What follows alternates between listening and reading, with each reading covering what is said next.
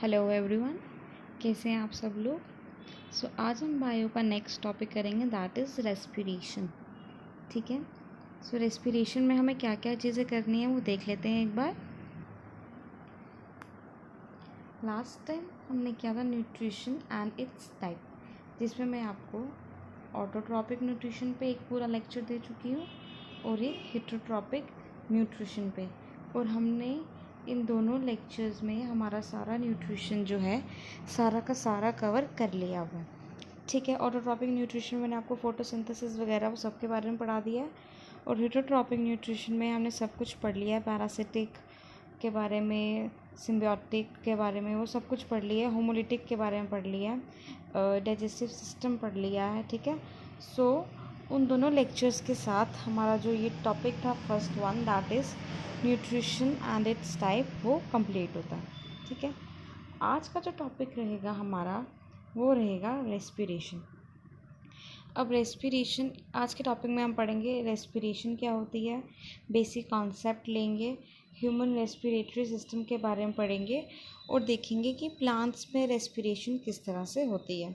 हम respiration with respect to human beings and with respect to plants कैसे होती है वो दोनों आज के लेक्चर में देखेंगे।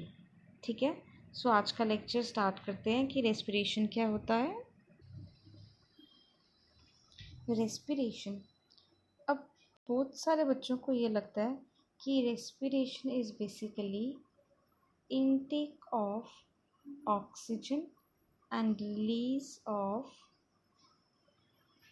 Carbon dioxide. ठीक है।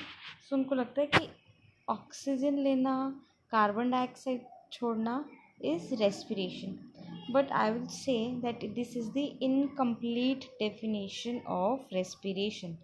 Respiration is actually combination of breathing, एक तो ब्रीदिंग करते हैं और दूसरा होता है break down of simpler food. अब ब्रीदिंग क्या होता है, जो मैंने अभी आपको बोला ना, intake of oxygen and releasing of carbon dioxide, यही होता है हमारा breathing.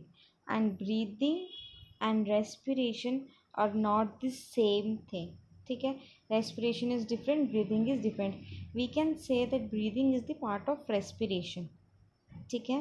Breathing is the part of respiration, but breathing and respiration both are not same. ठीक है।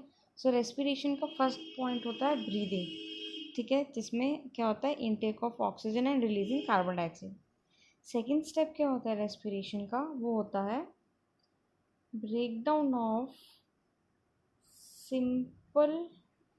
Simpler food to release energy. ठीक है। हमारा जो खाना था, जो कॉम्प्लेक्स फूड था, वो ब्रेक डाउन होता है पहले सिंपल में, और देन सिंपलर फूड से जो एनर्जी रिलीज होती है, ये होती है हमारी रेस्पिरेशन। क्या होती है हमारी रेस्पिरेशन। सिंपल फूड से एनर्जी को में रिलीज़ होना होता है रेस्पिरेशन। अगर रेस्पिरेशन ही होता है तो डाइजेशन क्या था, वो हम लास्ट लेक्चर में पढ़ चुके हैं। Digestion is basically the conversion of complex food into simpler food. Simpler food कौन सा हो गया हमारा, जो सिंपल है, सॉल्यूबल है, स्मॉलर पार्ट्स में है। ठीक है। तो वो क्या हो गया हमारा सिंपल फूड, जो स्मॉल है, सॉल्यूबल है। ठीक है। वो डाइजेशन में सिर्फ इतना होता है कि कॉम्प्लेक्स फूड कन्वर्ट होता है सिंपलर फूड में, दैट्स इट। अब उस सिंपल फूड से एनर्जी कैसे निकलेगी, वो किस में हम पढ़ेंगे, रेस्पिरेशन में। ठीक है। किस में पढ़ेंगे, रेस्पिरेशन में हम पढ़ेंगे। आई होप आपको कंसेप्ट क्लियर हो गया होगा रेस्पिरेशन का, how respiration is different from breathing. ठीक है। And what is the difference between breathing and respiration, and how respiration is different from digestion. ठीक है। डाइजेशन में क्या था, कॉम्प्लेक्स टू सिंपलर में होता है, एंड रेस्पिरेशन में उस सिंपल से एनर्जी बनती है। ठीक है। तो देख लेते हैं इसकी definition. It involves breathing, which means exchange of gases. That is intake of oxygen and release of carbon dioxide. ठीक है. So basically respiration involves breathing and breakdown of simple food in order to release energy inside the cell. So this is the complete definition of respiration. ठीक है. अब आपको एक कहानी सुनाती हूँ. ठीक है, जिससे आपको आगे ये कंसेप्ट क्लियर होगा. अब देखो, पहले मैं बता दूं, जिसने न्यूट्रिशन का प्लीज़ लेक्चर नहीं देखा वो प्लीज़ जाके न्यूट्रिशन का लेक्चर देख लिया. उसमें डाइजेशन मैंने डिटेल में समझाया हुआ है. ठीक है. अब हमने क्या देखा कि न्यूट्रिशन वाले चैप्टर में हमने 5 स्टेप्स देखे थे डाइजेशन उसके, जो ये प्रोसेस होता है हमारा न्यूट्रिशन का उसके. उसमें पहला था इंजेशन. ठीक है. इसका क्या मतलब होता है? Intake of food. ठीक है. डाइजेशन में हमने क्या देखा कि यहाँ पे कॉम्प्लेक्स से जो फूड होता है किस में ट्रांसफ़र होता है? सिंपल, कॉम्प्लेक्स टू सिंपल में फूड कन्वर्ट होता है. ठीक है. कॉम्प्लेक्स फूड किस में कन्वर्ट होता है? सिंपल में कन्वर्ट हो जाता है. उसके बाद एब्जॉर्प्शन में हमने देखा कि जो हमारा सिंपलर फूड था वो कहाँ पे ऑब्जॉर्ब हुआ? ब्लड वेसल्स में ट्रांसफ़र हो गया वो.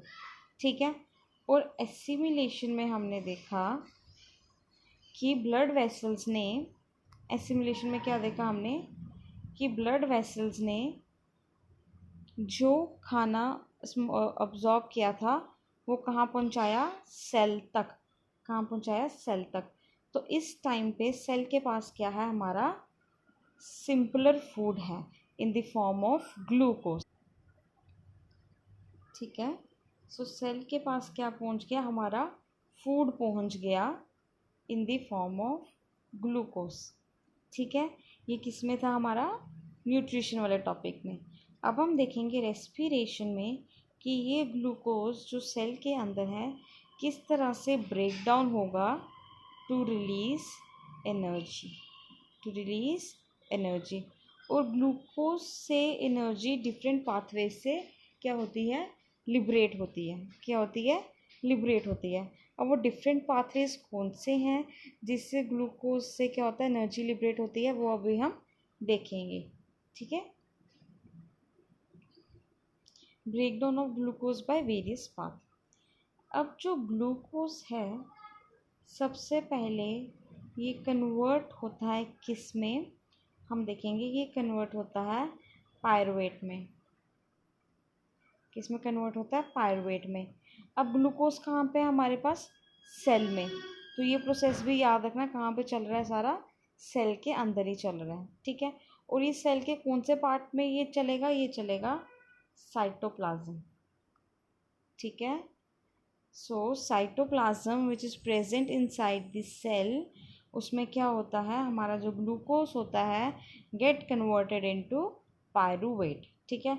And glucose is basically your 6 carbon molecule and your pyruvate is 3 carbon molecule. ठीक है. नाउ आपको कमेंट सेक्शन में आपको मुझे बताना है कि what is the formula of glucose and pyruvate. So इसी स्लाइड में आपसे मैं 1-2 फॉर्मूलाज और पूछूंगी. आपको सारे फॉर्मूलाज कमेंट सेक्शन में बताने हैं. ठीक है. सो सेल के पास ग्लूकोज है वो किस में कन्वर्ट हो गया है? पायरुवेट में. ठीक है. कहाँ पे? साइटोप्लाज्म में. ठीक है. अब ये जो पायरुवेट है, ये पायरुवेट जो है in the absence of O2 get converted into ethanol, carbon dioxide and releases energy. ठीक है. अब ग्लूकोज कन्वर्ट हुआ पायरुवेट में. पायरुवेट ने क्या किया? अगर हमारे पास ऑक्सीजन नहीं है तो इन the absence of oxygen pyruvate किस में कन्वर्ट हो जाता है? इथेनॉल में, कार्बन डाइऑक्साइड में, और एनर्जी रिलीज करता है. ठीक है. और इन द एब्सेंस ऑफ ऑक्सीजन ये जो प्रोसेस चलता है ये चलता है यीस्ट में. ठीक है. सो जो पायरुवेट कन्वर्ट हुआ हमारा इथेनॉल में, कार्बन डाइऑक्साइड में, वाटर में, इन द एब्सेंस ऑफ ऑक्सीजन, ये बेसिकली प्रोसेस कहाँ पे होता है? बेसिकली यीस्ट में होता है. और इसी प्रोसेस को हम क्या बोलते हैं? फर्मेंटेशन भी बोलते हैं। क्या बोलते हैं? फर्मेंटेशन। ये एक केस था। सेकंड केस क्या आएगा? ग्लूकोज पहले पायरुवेट में, देखो जितने भी हम केसेस पढ़ेंगे ना सभी में ग्लूकोज पहले पायरुवेट में ही कन्वर्ट होगा, ठीक है। फिर अब पायरुवेट कन्वर्ट होगा, ठीक है, in the presence of O2। अब हमारे पास O2 है, ठीक है। और ये किस किस के केस में होती है? ह्यूमन बींग्स के केस में, एनिमल्स के केस में, ठीक है। पायरुवेट किस में कन्वर्ट होता है? In the presence of O2 किस में कन्वर्ट होता है? ये होता है कार्बन डाइऑक्साइड में, वाटर में, एंड इट रिलीजेस एनर्जी, ठीक है। क्या रिलीज़ करता है ये? एनर्जी भी रिलीज़ करता है, ठीक है। और इस प्रोसेस को जब ये जो है पायरुवेट हमारा इन the presence of oxygen, carbon dioxide, water और एनर्जी में ट्रांसफ़र हुआ, इसको हम बोलते हैं क्रेब्स साइकिल। क्या बोलते हैं? क्रेब्स साइकिल बोलते हैं, जो किस में होता है? In the presence of oxygen होता है, ठीक है। थर्ड वे है इसका, पायरुवेट जो है in the lack of oxygen, means oxygen तो है बट ऑक्सीजन की क्या है? कमी है। तो उस केस में क्या बनेगा हमारा? लैक्टिक एसिड बनेगा, ठीक है। और क्या बनेगा? एनर्जी रिलीज़ होगा। क्या रिलीज़ होगा? एनर्जी। और ये लैक ऑफ ऑक्सीजन के केस में कहाँ पे ये बनता है हमारा? ये बनता है हमारा मसल्स में। कहाँ पे बनता है? मसल्स में हमारा ये बनेगा। जब हम भागते हैं तो हमें होता है ना कई बार क्रैम्प्स पड़ जाते हैं। तो क्यों क्रैम्प्स पड़ते हैं? क्योंकि उस एरिया में प्रॉपर ऑक्सीजन नहीं होती, तो उसमें क्या हो जाती है? लैक ऑफ ऑक्सीजन हो जाती है, जिसकी वजह से हमें जो क्रैम्प्स पड़ते हैं वो किसकी वजह से पड़ते हैं? ये लैक्टिक एसिड की वजह से। तो क्वेश्चन आ सकता है कि हमें जो क्रैम्प्स पड़ते हैं वो किसकी वजह से पड़ते हैं? लैक्टिक एसिड की वजह से पड़ते हैं। या फिर ये क्वेश्चन पूछा जा सकता है कि लैक ऑफ ऑक्सीजन में के केस में रेस्पिरेशन कहाँ होती है? तो ये होती है हमारी मसल्स में, ठीक है। सो आई होप आपको पता चल गया होगा कि ग्लूकोज किस तरह से ब्रेक डाउन हो रहा है। ये हम देख लेते हैं, ये एक पिक्चर है, ठीक है। अब आपको मुझे कमेंट सेक्शन में बताना है ग्लूकोज का फॉर्मूला, पायरुवेट का फॉर्मूला, इथेनॉल का फॉर्मूला, लैक्टिक एसिड का फॉर्मूला, ठीक है। ग्लूकोज सबसे पहले इन साइटोप्लाज्म कन्वर्ट होता है पायरुवेट में। किस में कन्वर्ट होता है? पायरुवेट में, which is a 3 carbon molecule. Then pyruvate is further in the absence of oxygen किस में कन्वर्ट होता है? इथेनॉल में, कार्बन डाइऑक्साइड में, एनर्जी में, ठीक है। And in the absence of oxygen ये प्रोसेस कहाँ पे चलता है? ये प्रोसेस चलता है यीस्ट में, और इसी प्रोसेस को हम क्या बोलते हैं? फर्मेंटेशन, जो एब्सेंस ऑफ ऑक्सीजन में कहाँ पे हो रहा है? यीस्ट में, ठीक है। And in the presence of oxygen ये प्रोसेस कहाँ चलता है? ये प्रोसेस चलता है माइटोकॉन्ड्रिया में। कहाँ चलता है? माइटोकॉन्ड्रिया में। अब ये पायरुवेट जो है माइटोकॉन्ड्रिया पे इन द प्रेजेंस ऑफ ऑक्सीजन किस में कन्वर्ट होगा? कार्बन डाइऑक्साइड में, वाटर में और एनर्जी में, ठीक है।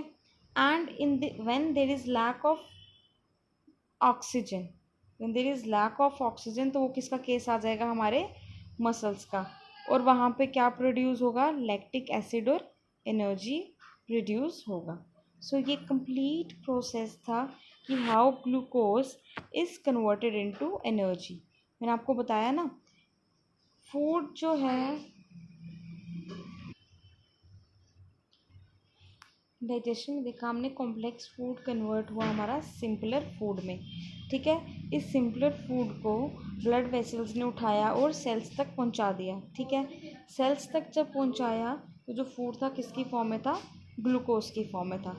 ये ग्लूकोज अभी किधर है? सेल में ही है, ठीक है। अब यहाँ से क्या चला है? रेस्पिरेशन का प्रोसेस चला है सेल के अंदर साइटोप्लाज्म में, ठीक है। पहले पायरुवेट में कन्वर्ट हुआ, ठीक है। और पायरुवेट से किस तरह से, ये देखो ये एनर्जी निकली है, ठीक है।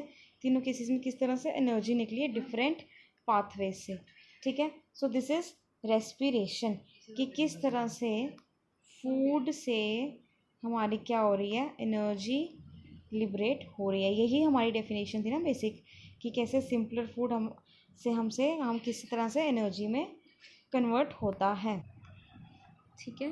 तो ये कॉन्सेप्ट था हमारा रेस्पिरेशन का। देखा आपने कि किस तरह से ये जो फूड है ग्लूकोज की फॉर्म में, ये रेस्पिरेशन की वजह से किस तरह से हमें एनर्जी मिल रही है। ठीक है, अब एक पॉइंट मैंने यहाँ पे ऐड नहीं किया हुआ है, वो मैं आपको बता देती हूँ।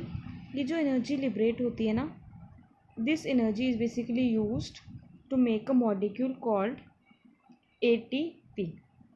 ठीक है, एटीपी बनाने में ये काम करता है। और एटीपी बेसिकली इसको हम क्या बोलते हैं, पेपर में बड़ी बार पूछा है, इसको हम बोलते हैं एनर्जी करेंसी ऑफ सेल।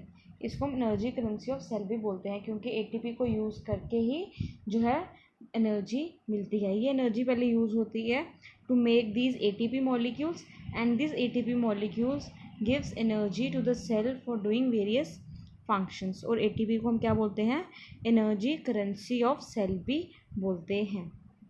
ठीक है, आपको मुझे कमेंट सेक्शन में बताना है कि एटीपी की फुल फॉर्म क्या है। बेसिकली ये होता है, मैं बता देती हूँ, ATP stand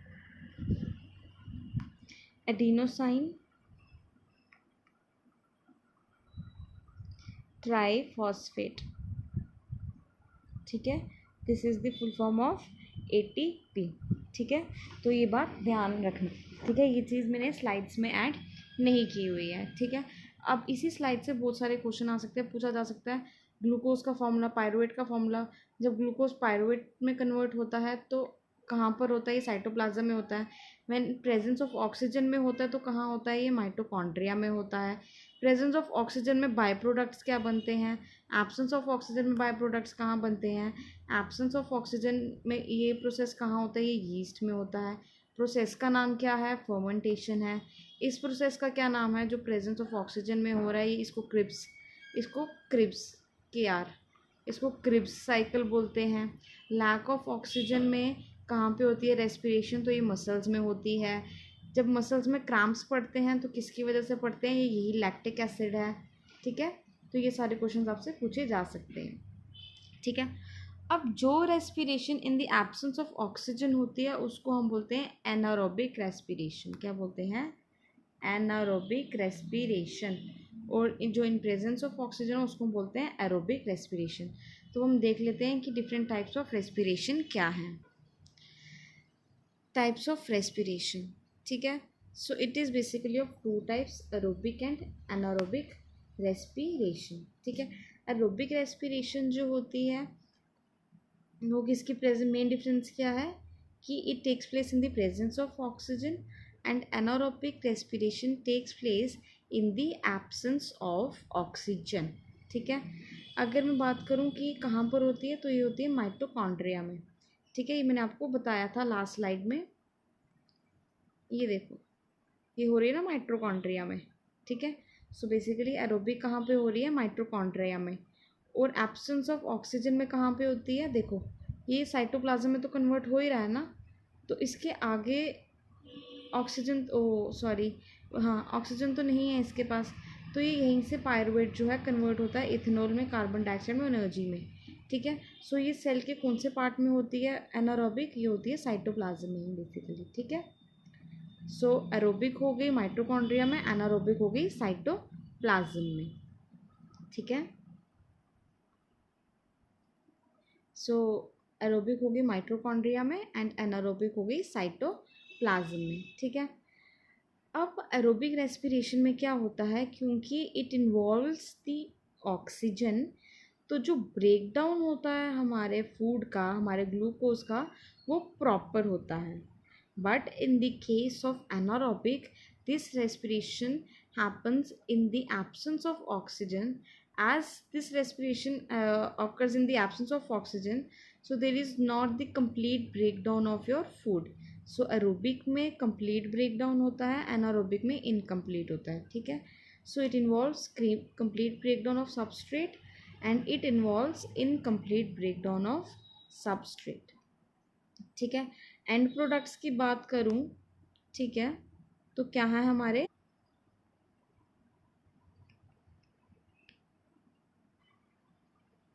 so the end products are, in the case of aerobic it's carbon dioxide and water, and in the case of anaerobic it's ethanol and carbon dioxide. ठीक है, अब क्योंकि यहाँ पे जो ब्रेक डाउन हो रहा है वो पूरी तरह से हो रहा है, कंप्लीट ब्रेक डाउन हो रहा है, तो इस केस में जो एनर्जी निकलती है, ठीक है, हमने देखा था ना एनर्जी लिबरेट होती है, वो ज़्यादा होती है एज़ कम्पेयर टू दिस, क्योंकि यहाँ पे इनकम्प्लीट ब्रेक डाउन होता है। ठीक है, सो more amount of energy is released in aerobic respiration as compared to anaerobic respiration, and in this less amount of energy is released in anaerobic respiration as compared to aerobic respiration। ठीक है, सो ये थे हमारे types of respiration. अभी तक हमने क्या किया, रेस्पिरेशन का कॉन्सेप्ट लिया, हमने रेस्पिरेशन का प्रोसेस समझा, कैसे ग्लूकोज से हमारी एनर्जी बनती है, और अभी हमने टाइप्स देखे। अब हम देखेंगे respiration in case of human beings किस तरह से होता है। ह्यूमन रेस्पिरेटरी सिस्टम,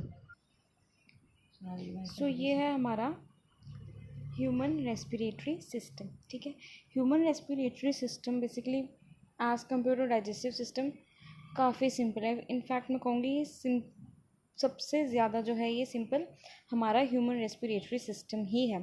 ठीक है, इसमें कोई ज़्यादा कॉम्प्लेक्स चीज़ें नहीं हैं। ठीक है, होता क्या है, जब एयर हमारे एंटर करती है नोज़ से, ठीक है, इसमें सिर्फ पैसेज है कि कैसे जो हवा है नोज़ से एंटर होते हुए हमारे लंग्स तक जाती है।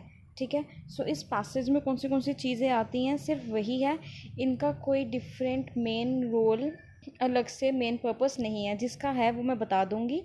ठीक है, बट अलग से इनका कोई मेन फंक्शन नहीं होता है, ये एक तरह का एक पैसेज ही एक्ट करता है कि किस तरह से नाक से हवा हमारे लंग्स तक जाती है। ठीक है, बीच में एक दो के फंक्शंस हैं वो मैं आपको साथ साथ बता दूंगी, बट एज सच इनका और कोई इसमें से ज़्यादा क्वेश्चंस नहीं आएंगे। ठीक है, जिसके आएंगे वो मैं आपको बता दूंगी। ठीक है, सो स्टार्टिंग विद दिस, सबसे पहले हमारे नोज़ में आता है दिस नोस्ट्रिल्स। ठीक है, नोस्ट्रिल से हमारा नेज़ल पैसेज आएगा, देन नेज़ल पैसेज से यहाँ पे हमारा नेज़ल कैविटी होता है। ठीक है, उसके बाद हमारा आएगा ये फेरेंक्स। ठीक है, क्या आएगा हमारा ये फेरेंक्स। ये क्या होता है, एक ट्यूब लाइक स्ट्रक्चर होता है हमारा फेरेंक्स। फेरेंक्स के बाद आता है हमारा लैरिंक्स। क्या आता है हमारा, लैरिंक्स आता है। ये मैंने पार्ट्स लिखे हैं हमारा, पहले नोस्ट्रिल आएगा, नोस्ट्रिल से नेज़ल पैसेज से होते हुए नेज़ल कैविटी बनेगी हमारी, देन हमारा फेरेंक्स आएगा। ठीक है, और फेरेंक्स हमारा क्या होता है, एक ट्यूब लाइक स्ट्रक्चर होता है।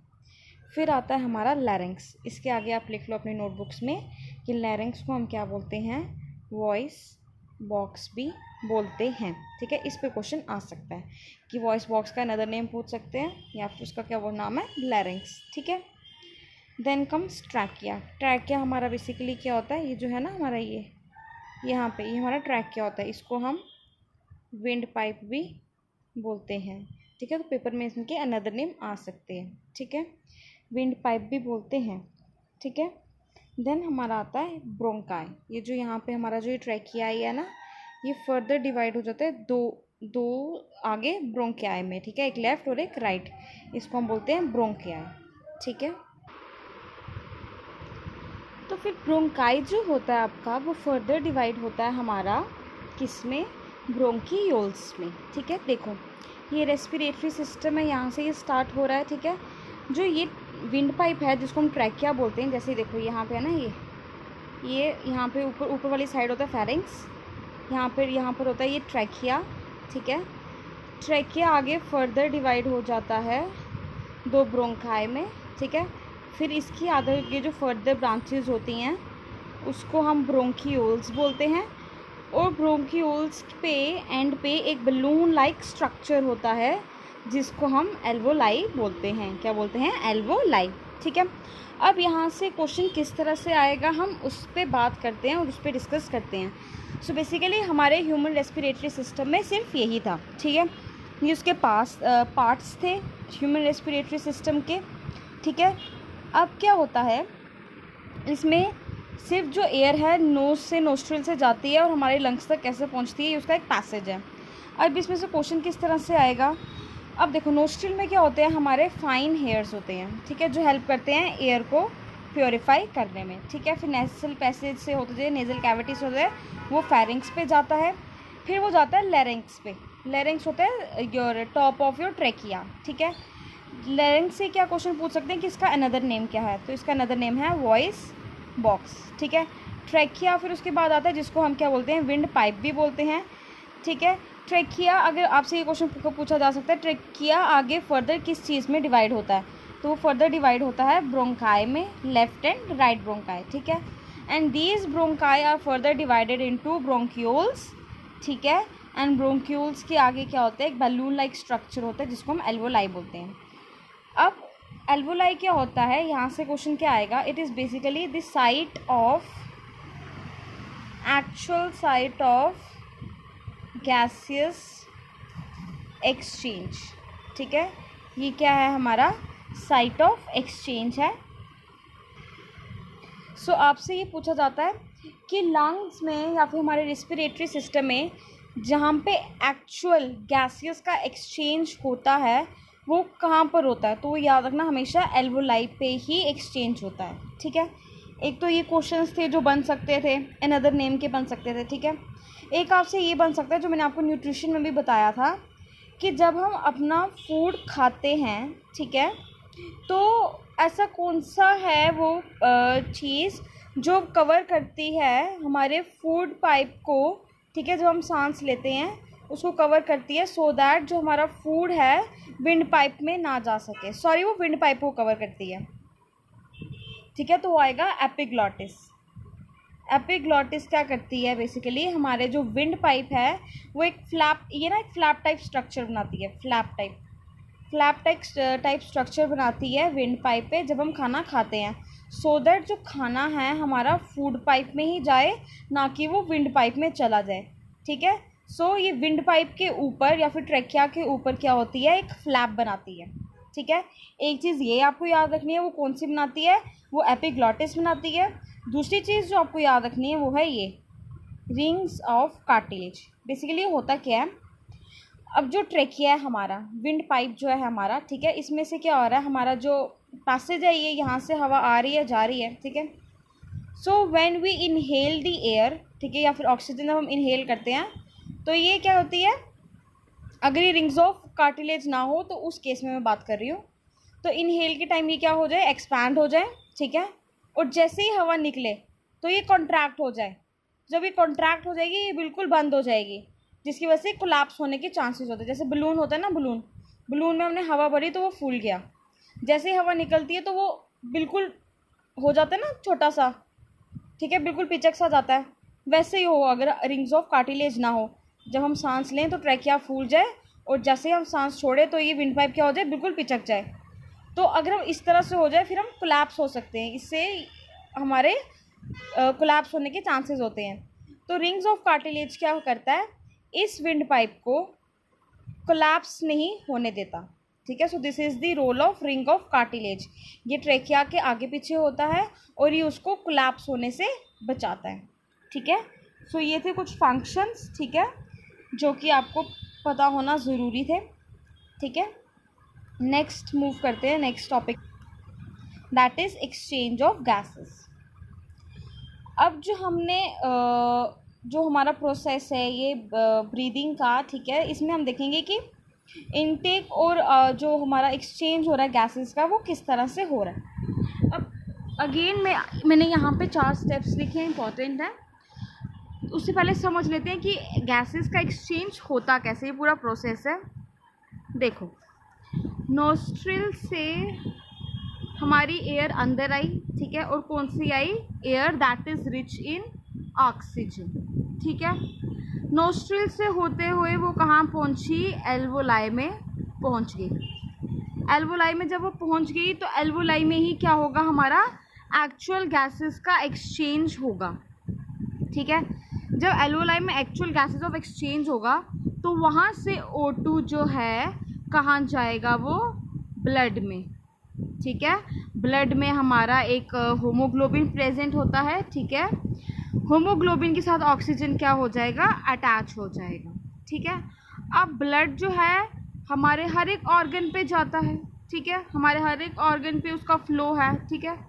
तो यही ब्लड इस ऑक्सीजन को कैरी करेगा to various parts of our body, to various organs, ठीक है।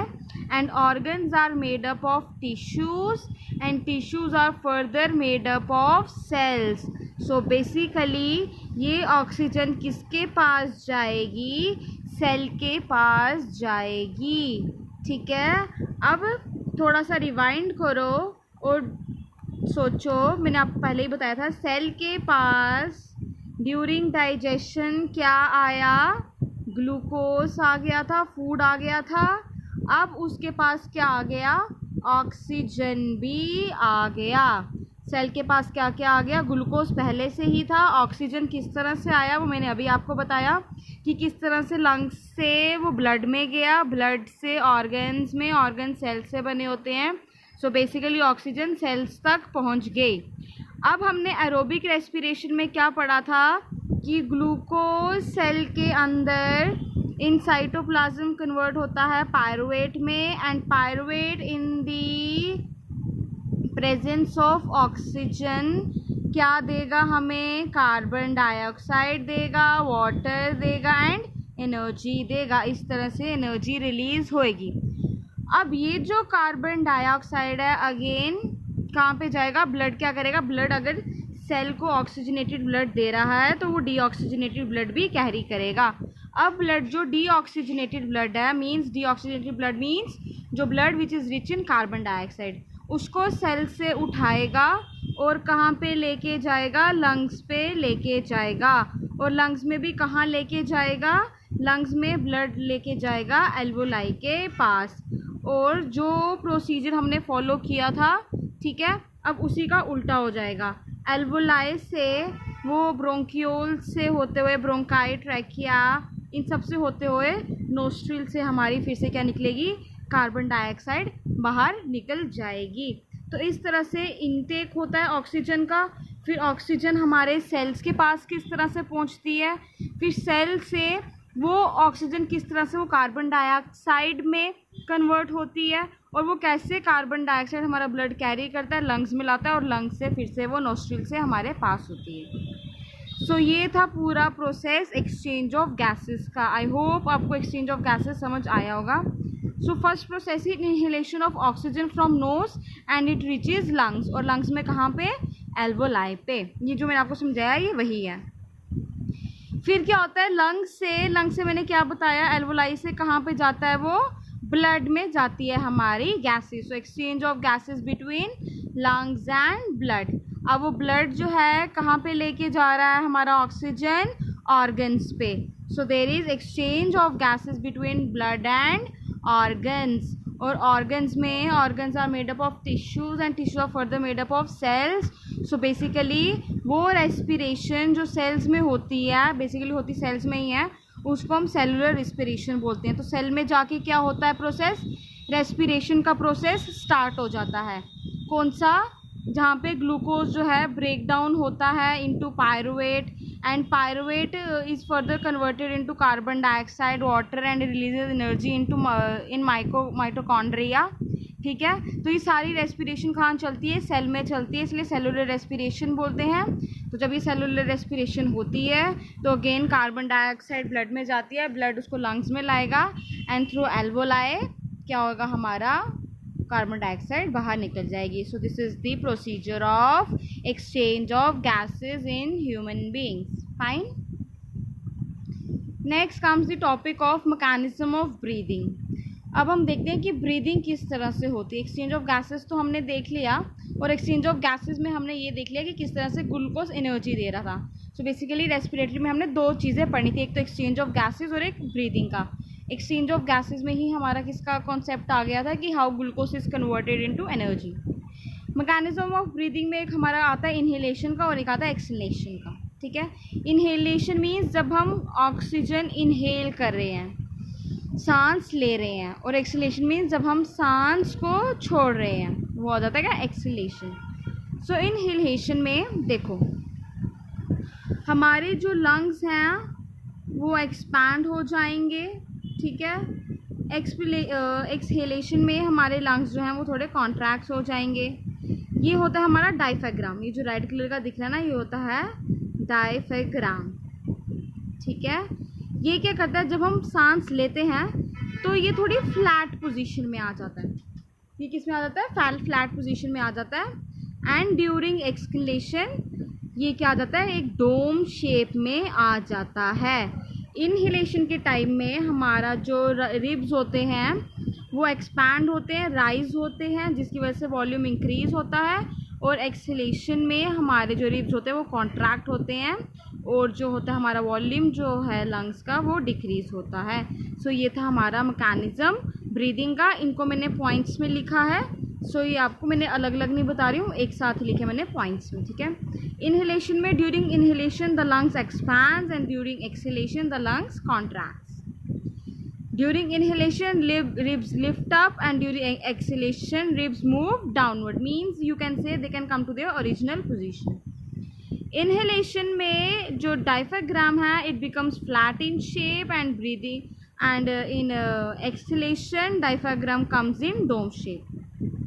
During this inhalation, the volume of your lungs increases and the air enters the lungs. यहाँ पे ये इस पे छुप गया, मैं आपको एक डिक्टेट कर देती हूँ। इसमें लिखा हुआ है volume of lungs increases and air enters the lung, and during this the volume of lungs decreases and air comes out of the lungs. ठीक है, so this is the mechanism of breathing.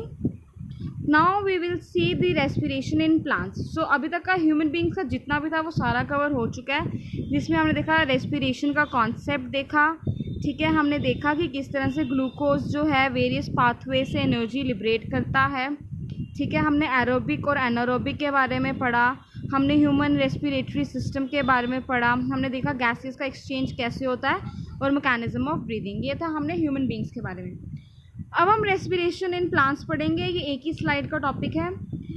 मैं आपको इस slide में वही डालूंगी जो paper में आएगा, क्योंकि प्लांट से ज़्यादातर क्वेश्चंस आते नहीं हैं।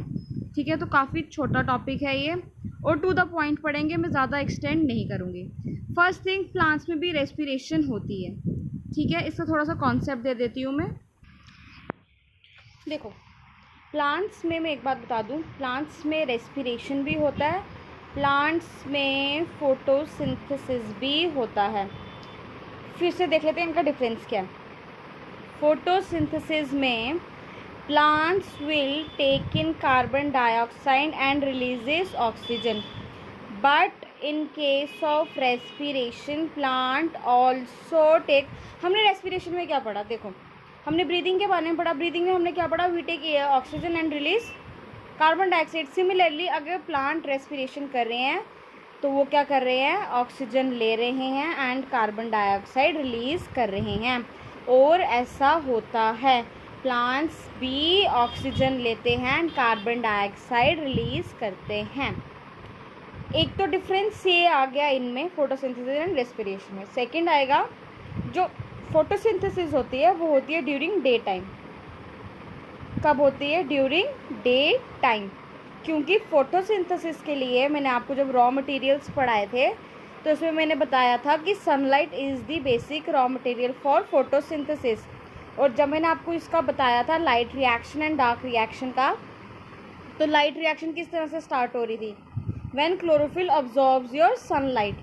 सो जब सनलाइट ही नहीं होगी, ठीक है, तो लाइट जब सनलाइट नहीं होगी तो क्लोरोफिल क्या अब्जॉर्ब करेंगे, कौन सी लाइट अब्जॉर्ब करेंगे, तो ना उस टाइम लाइट फेज तो चलेगा नहीं। इट मीन्स फोटोसिंथेसिस के लिए क्या होना चाहिए, डे टाइम में वो होता है जब सनलाइट हो।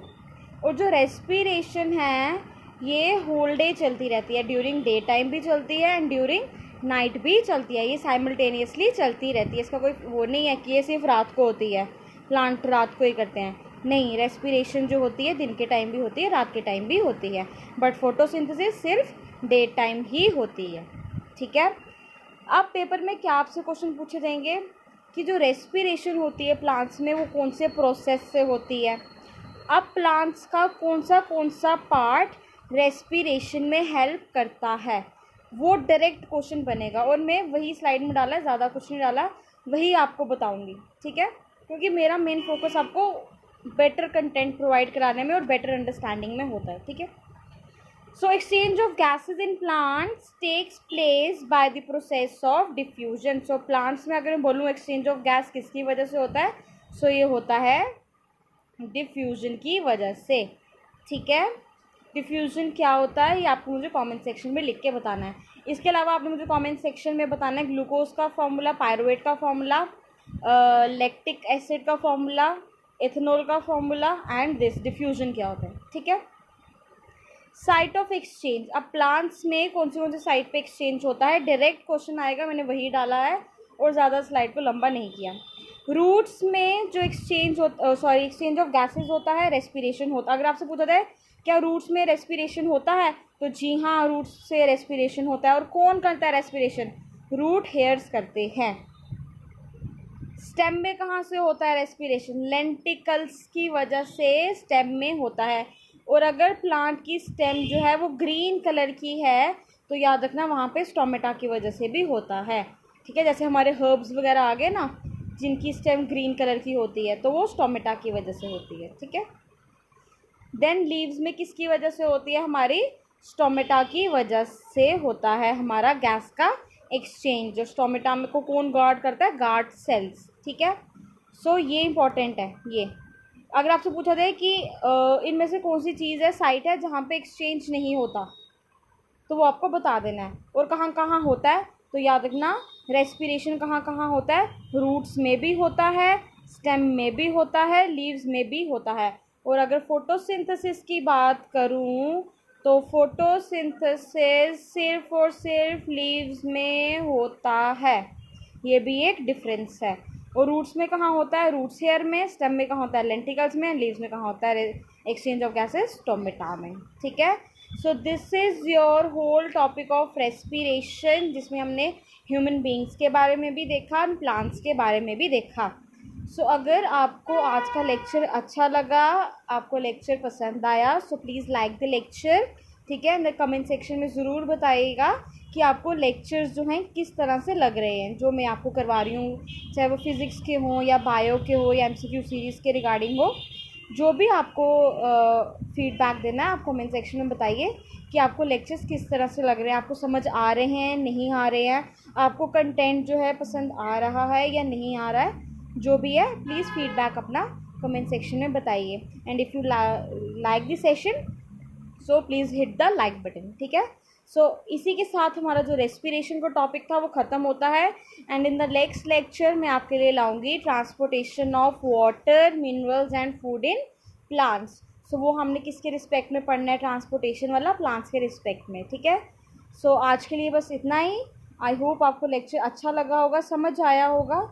ठीक है, सो कोई भी अगर आपको डाउट है कमेंट सेक्शन में लिखिए. Okay class.